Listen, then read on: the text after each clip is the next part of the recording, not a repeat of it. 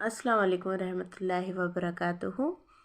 Last lecture में हमने सुना था कि अल्लाह ताला ने आदम अलैहिस्सलाम को अपने हाथों से बनाया और फ़रिश्तों को उन्हें सजदा करने का हुक्म दिया। और क्योंकि इब्लीस भी फ़रिश्तों के साथ रहता था तो ये हुक्म उसके लिए भी था, लेकिन उसने हुक्म मानने से इनकार किया और मरदूद ठहरा। अल्लाह ताला ने उसे जन्नत से निकाल दिया और आदम अलैहिस्सलाम को कहा कि जन्नत में रहें। अच्छा, आदम अलैहिस्सलाम के अंदर जब रूह आई तो सबसे पहले उनको छींक आई, तो अल्लाह ताला ने उन्हें सिखाया कि जब छींक आए तो अल्हम्दुलिल्लाह कहें। और उसके जवाब में अल्लाह ताला ने कहा यरहमुकुल्लाह। तो यही चीज़ हम लोगों के लिए भी है, जब भी किसी के छींक आए तो अल्हम्दुलिल्लाह कहे और सुनने वाला यरहमुकुल्लाह कहे। और हदीस में ये भी अल्फाज आते हैं कि यरहमुकुल्लाह के बाद जो जिसकी छींक आई है वो यहदीकुमुल्लाह कहें। ये अल्फाज, ये जवाब एक मुसलमान का दूसरे मुसलमान पर हक़ है, ये वाजिब है देना छींक का जवाब, और दूसरा सलाम का जवाब देना भी वाजिब है। इसी तरह आदम अलैहिस्सलाम को अल्लाह ताला ने सलाम सिखाया और कहा कि आप जाएं फ़रिश्तों को सलाम करें और देखें कि वो क्या जवाब देते हैं। वो जो भी जवाब देंगे यही सलाम आपकी, यही ग्रीटिंग आपकी उम्मत के लिए भी होगी। तो आदम अलैहिस्सलाम फ़रिश्तों के पास गया और उन्होंने उनसे कहा अस्सलामु अलैकुम। तो फ़रिश्तों ने जवाब में कहा अस्सलामु अलैका व रहमतुल्लाह, मतलब आप पर भी सलामती हो और अल्लाह की रहमत हो।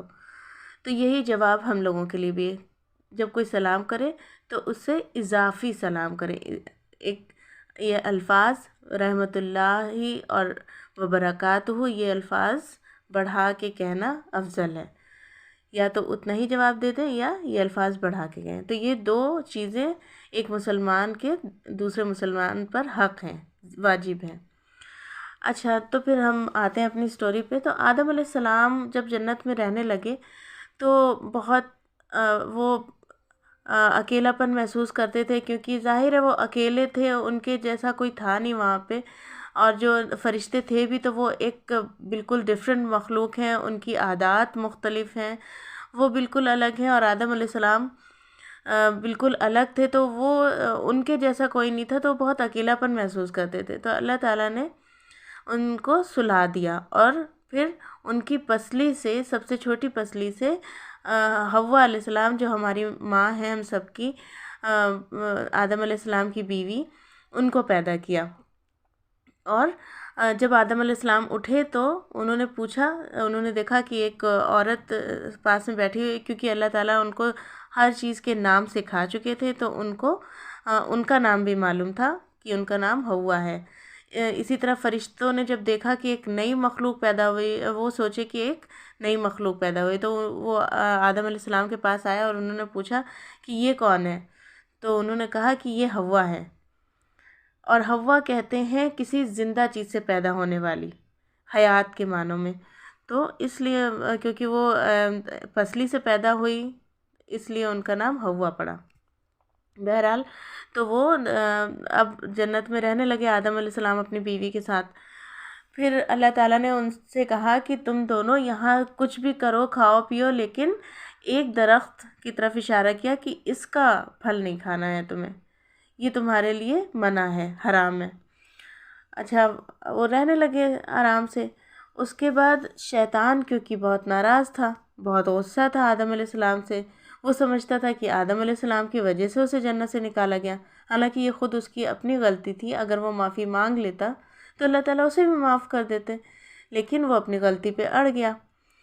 तो उसने इन दोनों के दिल में वसवसा डालना शुरू किया कि देखो, अब क्योंकि उससे नाफरमानी हुई थी तो उसने सोचा कि मैं इनसे भी नाफरमानी करवाऊंगा। उसने आदम अलैहिस्सलाम और हव्वा अलैहिस्सलाम के दिल में वसवसा डालना शुरू किया कि ये फल अल्लाह ताला ने ऐसे ही थोड़ी मना किया, कोई इतनी बड़ी बात नहीं है, अगर खा लोगे तो थोड़ी कुछ होगा, नाराज़ थोड़ी होंगे अल्लाह पाक।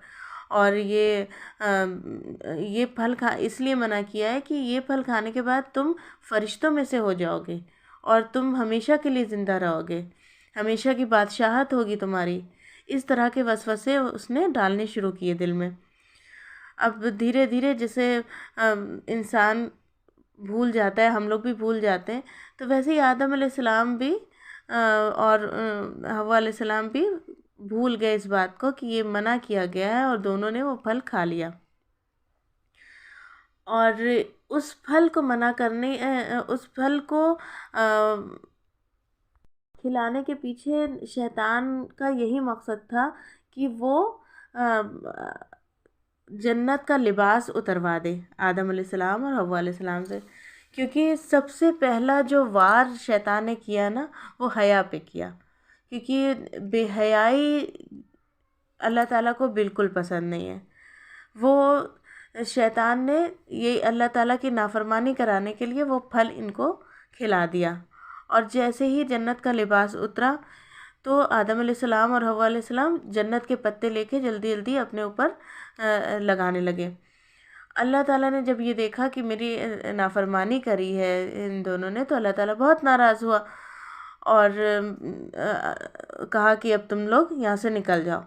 تو آدم علیہ السلام اور حوا علیہ السلام بہت پشیمان ہوئے اور فوراً گڑ گڑا کے اللہ تعالیٰ سے دعا مانگنے لگے کہ اللہ تعالیٰ ہم نے اپنی جانوں پر ظلم کر لیا اور ہمیں آپ معاف کر دیجئے۔ بہت اللہ تعالیٰ سے توبہ کری تو اللہ تعالیٰ نے پھر ان دونوں کو معاف کر دیا اور کہا کہ تم لوگ سب کے سب اب نیچے اتر جاؤ زمین پر اور وہیں رہو جا کر، اور جب اگر تمہارے پاس کوئی نشانی آتی ہے میری طرف سے یا کوئی ہدایت آتی ہے تو اس پر چلنا، ٹھیک ہے؟ جیسے اللہ تعالیٰ اپنے پروفٹس بھیجتا رہا وقت وقت پر اور ان کے ہاتھ اپنی کتابیں بھیجتا رہا، تو اور ہمیں اسی پر چلنا ہے، ان کتابوں پر، ان پروفٹس کے راستے پر۔ تو وہی اللہ تعالیٰ نے کہا کہ جب بھی میری طرف سے کوئی ہدایت آئے گی تو تمہیں وہ فالو کرنا ہے۔ اچھا، آدم علیہ السلام اور حوا علیہ السلام اب زمین پر رہنے لگے، پھر وہاں پر ان کی اولادیں ہوئیں، دھیرے دھیرے جنریشن ٹو جنریشن وہ بڑھنے لگی، اور آدم علیہ السلام کو کیونکہ ہر چیز معلوم تھی کہ کیسے کھیتی کی جاتی ہے، کیونکہ اللہ تعالیٰ نے ان کو بہت زیادہ نالج دی تھی ہر چیز کی، تو وہ زمین پر رہنے لگے، اپنے گھر بنائے انہوں نے، پھر کھیتی کری۔ اسی طرح جب وہ بہت بوڑھے ہو گئے تو پھر ان کا جب انتقال کا ٹائم آیا تو انہوں نے اپنے بچوں سے کہا کہ مجھے جنت کے پھل کھانے کا دل کر رہا ہے، اور تو ان کی جو اولاد تھی وہ نکل پڑی جنت کے پھل ڈھونڈنے۔ تھوڑی دور گئے تھے تو وہاں فرشتے آدم علیہ السلام کا کفن لے کر آ رہے تھے، کیونکہ ابھی تک دنیا میں کسی کی موت نہیں ہوئی تھی اس طرح سے، تو کسی کو پتہ نہیں تھا کہ یہ کیا چیز ہے، مطلب کیسے کرنا ہے۔ تو آدم علیہ السلام کا کفن لے کے فرشتے آئے اور انہوں نے ان کے بیٹوں سے کہا کہ تم واپس لوٹو، تمہارے والد اب دنیا سے رخصت ہونے والے ہیں۔ تو وہ لوگ جب واپس آئے تو دیکھا آدم علیہ السلام کا انتقال ہو گیا ہے، اور پھر فرشتوں نے جیسے ہم لوگوں کے یہاں چیزیں بتائی گئی ہیں، پھر انہیں ان کی قبر کھودی گئی اور سارے رسومات وہ ہوئے، پھر ان کی نماز جنازہ ہوئی اور سب کر کے تو وہاں سے یہ چیز انسان کو سکھائی گئی کہ یہ کیسے کرنا ہے مرنے کے بعد۔ تو بہرحال یہ آدم علیہ السلام کی سٹوری یہاں پہ اینڈ ہوتی ہے، اور اس کے آگے ہم لوگ نیکسٹ لیکچر میں انشاءاللہ آدم علیہ السلام کے جو پہلے 2 بیٹے تھے حابیل اور قابیل، ان کا قصہ دیکھیں گے، ان کی سٹوری دیکھیں گے۔ تو انشاءاللہ آج کے لیکچر سے ہم لوگوں نے کیا سیکھا ہے، کون سی بات امپورٹنٹ تھی؟ ایک تو یہ کہ جب بھی غلطی ہو تو اس پر اڑے نہیں، ہے نا؟ دیکھو شیطان اور آدم علیہ السلام میں کیا فرق تھا؟ شیطان سے غلطی ہوئی تو وہ اس پر اڑ گیا اور جسٹیفیکیشن دینے لگا اور دوسرے کو بلیم کرنے لگا۔ اس نے اللہ تعالیٰ سے کہا کیونکہ آپ نے مجھے گمراہ کیا ہے اس لیے اب میں ان کو گمراہ کروں گا۔